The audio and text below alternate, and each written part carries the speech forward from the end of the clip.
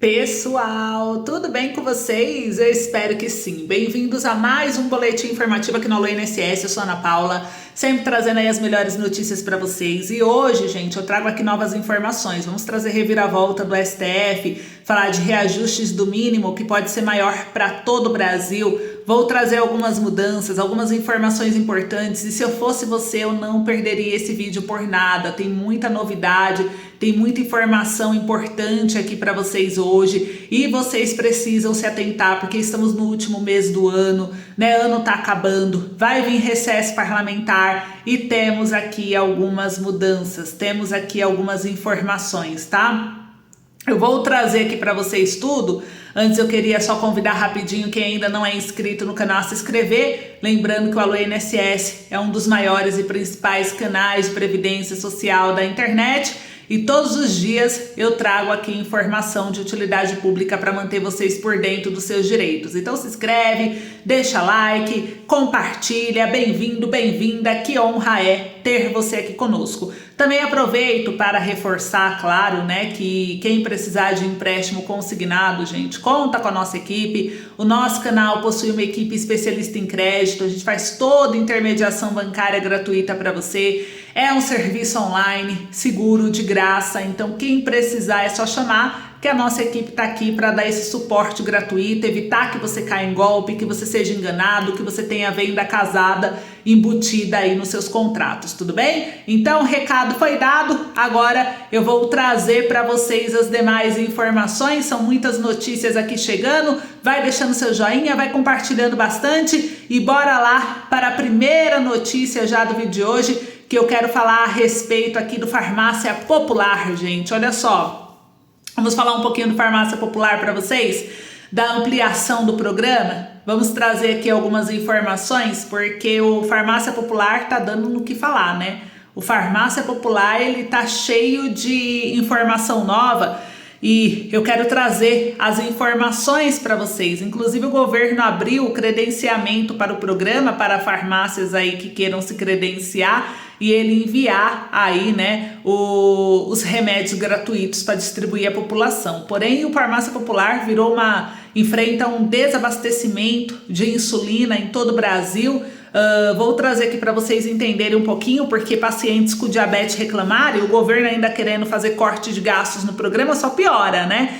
Então olha só a denúncia que foi feita aqui pela revista Oeste, que trouxe Farmácia Popular enfrenta desabastecimento de insulina no Brasil. Cerca de 2 milhões de brasileiros necessitam de doses diárias do remédio para controlar seus níveis de glicose no sangue.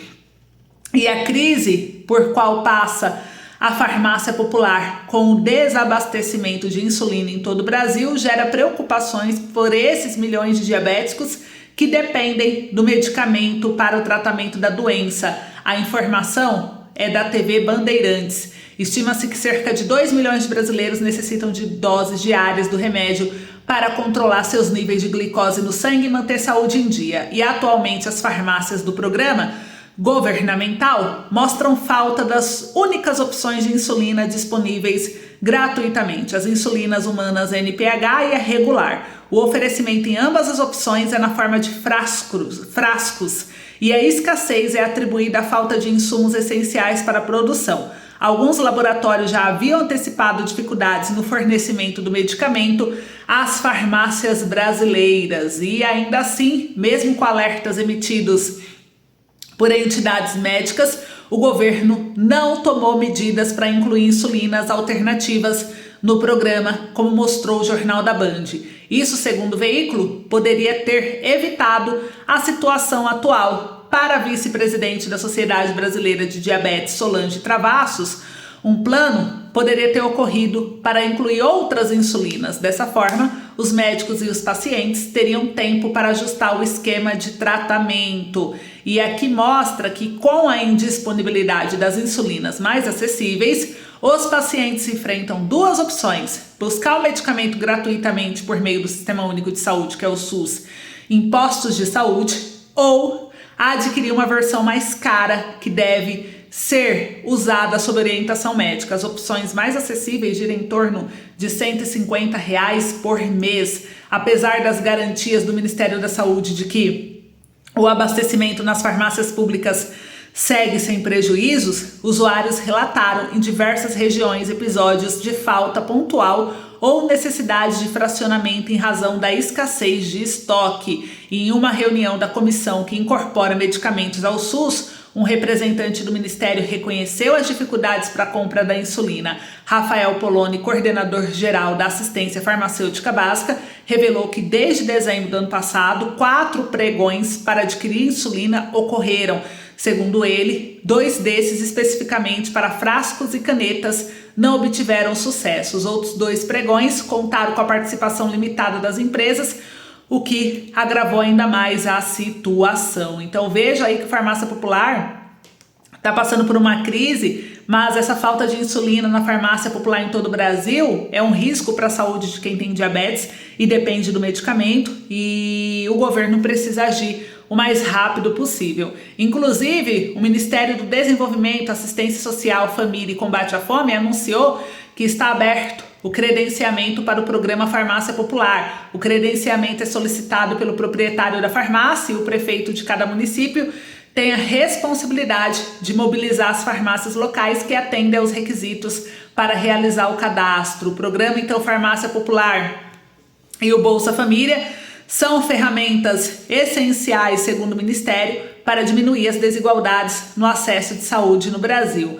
Ambos os programas têm como objetivo ampliar o acesso à saúde e melhorar as condições de vida das famílias em situação de vulnerabilidade social, assegurando que cidadãos de baixa renda possam acessar medicamentos essenciais e serviços de saúde básicos, promovendo o direito fundamental ao cuidado com a saúde. O governo federal abriu o processo de credenciamento para novas farmácias e drogarias que desejam integrar a rede credenciada do novo programa Farmácia Popular. O credenciamento é solicitado pelo proprietário da farmácia, e o prefeito de cada município tem a responsabilidade de mobilizar as farmácias locais que atendem os requisitos para realizar o cadastro. O ministro do Desenvolvimento e Assistência Social, Família e Combate à Fome, Wellington Dias, enfatiza a importância dessas políticas públicas para os que mais precisam no Brasil.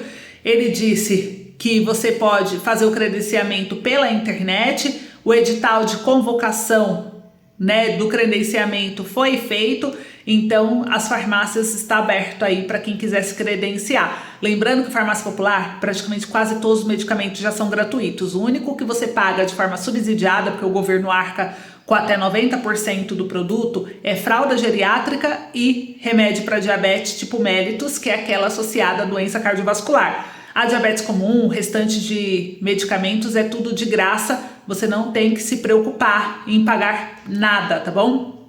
Desde julho tá de graça o restante. Então, Farmácia Popular disponibiliza medicamento gratuito para diabetes, asma, hipertensão, osteoporose, anticoncepcional, dislipidemia, que é colesterol alto, rinite, doença de Parkinson e glaucoma, tudo bem? Então tudo isso está de graça aí pelo Farmácia Popular. A farmácia que estiver cobrando, denuncie, porque provavelmente é golpe, beleza? E ela pode ser descredenciada, multada, fechada, enfim.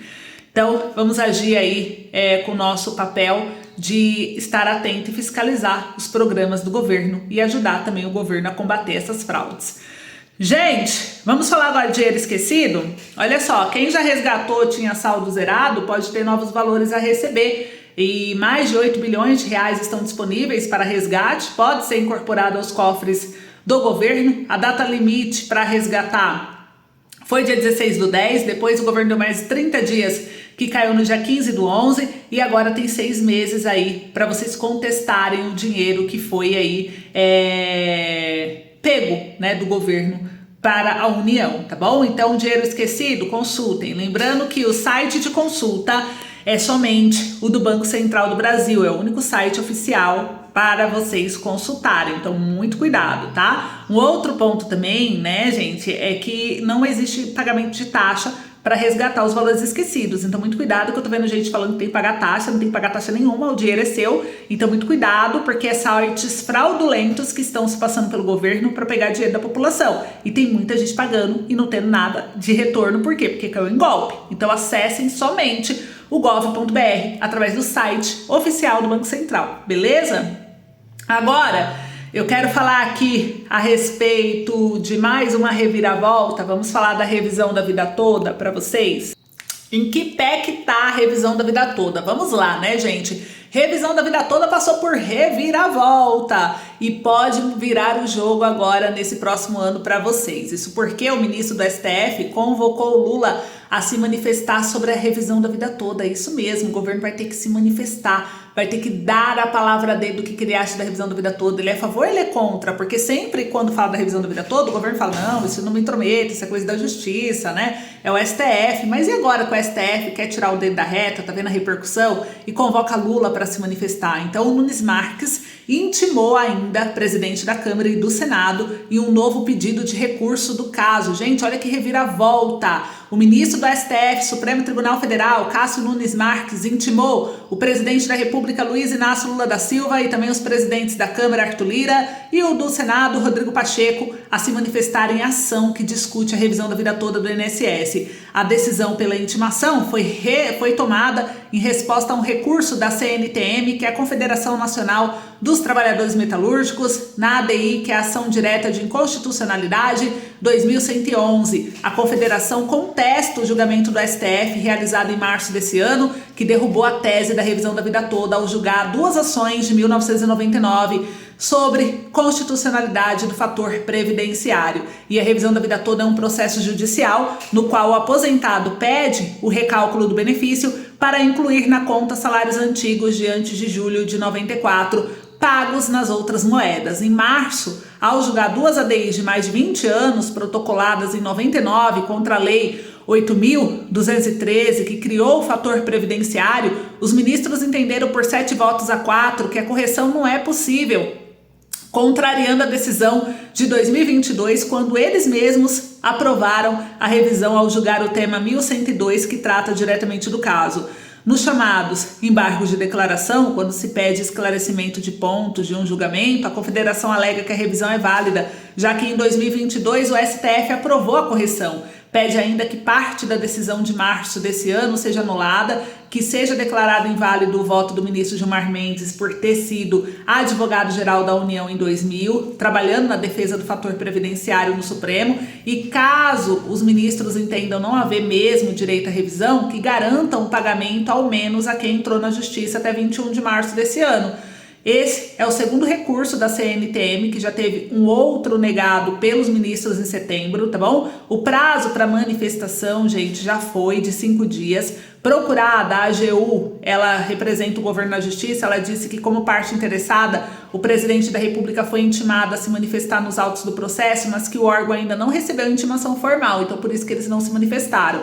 Assim que receber, irá avaliar as medidas processuais cabíveis. No caso do Senado, a informação é de que o órgão manifesta-se no processo por meio da advocacia do Senado e a recomendação foi para acompanhar o andamento da ação no site do STF. Especialistas ouvidos pela Folha afirmam que a intimação dos presidentes dos 3 poderes pelo STF pode ocorrer se houver pedido da parte interessada ou uma necessidade no decorrer do processo, mas que não é algo comum, gente. Então é algo incomum, é uma reviravolta, né? O advogado aqui, Rômulo, especializado em previdência e colunista da Folha, ele diz que convocações desse tipo ocorrem quando há alguma inércia de alguém em regulamentar algum assunto. No recurso, o pedido da CNTM é para que se convoquem representantes do Congresso e da Procuradoria-Geral da República, mas não cita a presidência da República. A intimação de Nunes Marques, no entanto, não garante a aceitação dos embargos de declaração da CNTM. O recurso ainda deverá ser julgado e pode ser rejeitado ou aceito. O ministro é o relator do caso e, após ouvir todas as partes, ele irá fazer seu relatório final. Então, o que nos resta?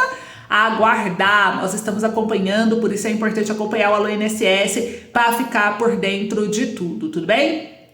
E para encerrar agora, gente, além dessa reviravolta aí do STF, então, eu quero falar agora dos reajustes do mínimo, que pode ser maior para todo o Brasil, mas também de uma polêmica aí que tá deixando muita gente de cabelo em pé, né? Primeiro, o Banco Central elevou a taxa Selic, né? Então a taxa Selic subiu foi aí a 11,25, vai ter outra reunião agora dia 10 do Conselho Nacional de Previdência para levar a taxa de juros do consignado. Alguns bancos até suspenderam o empréstimo consignado para aposentado. Dia 10 agora vamos rever aí o que vai acontecer. E vai ter mais uma reunião ainda, que pode elevar mais ainda a taxa Selic agora em dezembro. E eles defendem a apresentação e execução de medidas fiscais, mas a gente vê que o governo apresentou um plano fiscal que não deu muito certo, né? O líder do governo na Câmara protocolou um projeto, inclusive, que limita o ganho real do salário mínimo. Gente, a estratégia foi adotada para agilizar a formalização das medidas. O texto também mexe no BPC e no Bolsa Família, e o líder da Câmara dos Deputados, José Guimarães, protocolou o projeto de lei com parte das medidas de contenção de gastos anunciadas pelo governo do Luiz Inácio Lula da Silva. Uma das mudanças presentes no texto é a limitação do ganho real do salário mínimo aos percentuais de expansão do teto de despesa do arcabouço fiscal. A decisão de delegar a apresentação do projeto ao líder do governo foi uma estratégia para agilizar a formalização das medidas. E aqui mostra que se a proposta fosse encaminhada diretamente por Lula, ela ainda precisaria ser submetida a diversas análises e revisões técnicas, com elaboração de despachos e pareceres para cumprir o rito burocrático exigido dentro do Executivo. Isso possivelmente viabilizaria o envio formal do projeto de lei ainda nessa semana,